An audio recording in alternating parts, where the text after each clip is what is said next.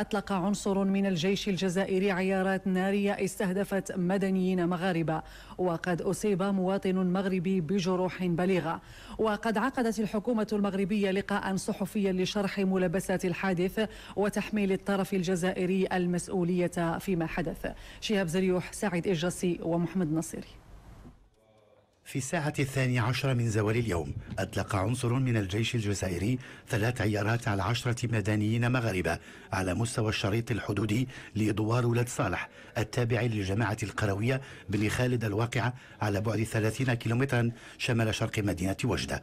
وقد أصيب خلال هذا الحادث المواطن المغربي الصالحي رزق الله 28 سنة متزوج وأب لطفل واحد بجروح بليغة على مستوى الوجه، وتم نقله إلى مستشفى الفارابي بوجدة، حيث اعتبر الطاقم الطبي حالته الصحية بالجد حرجة. تندد الحكومة المغربية بقوة بهذا الانتهاك والمس المباشر والغير المقبول لحياة المواطنين المدنيين المغاربة من طرف الجيش الجزائري،